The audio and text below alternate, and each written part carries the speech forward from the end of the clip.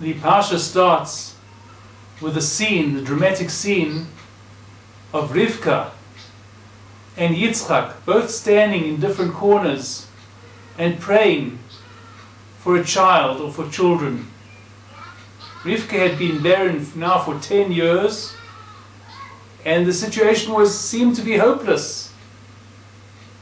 But they needed now, especially now, to put a special effort into praying for a child.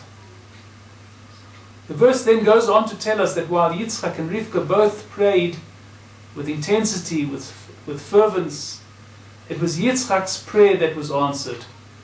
And Rivka fell pregnant as a result of Yitzchak's prayer. And why was his prayer more effective? Why was his prayer the more powerful prayer? And that is because he prayed richly. That's the expression of the sages. He davened richly. And the question, what does that mean? What does rich prayer mean? Is there such a thing as rich prayer and poor prayer? What would the difference be? So the answer is yes.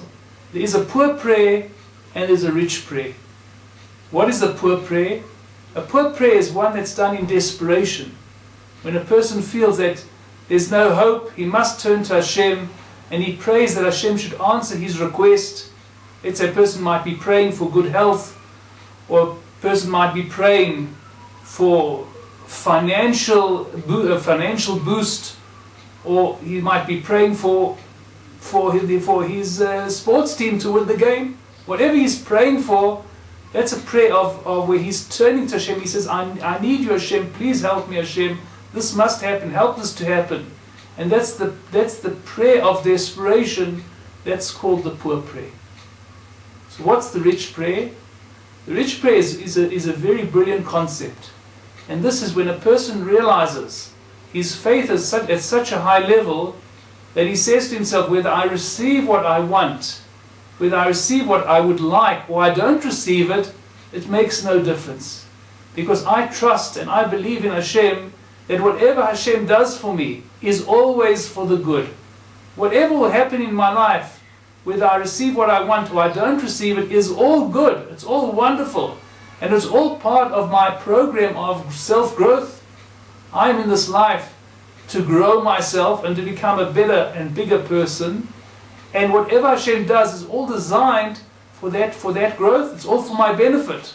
And therefore, whether I receive what I want or not, it's all good. So why does he pray at all?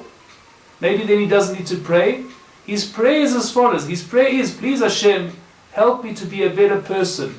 Help me to perform in a better way.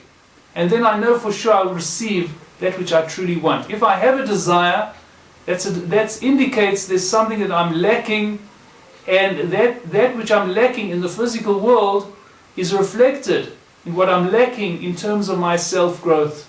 So help me please achieve self-growth and help me to serve you. And and whatever the outcome will be, I know will be for the good. But I'm praying to you because I know that that's the route I must take to draw close to you and to fulfill my potential. And it's what we learn here. It's specifically the rich prayer that is the more powerful prayer and the one that receives the best results.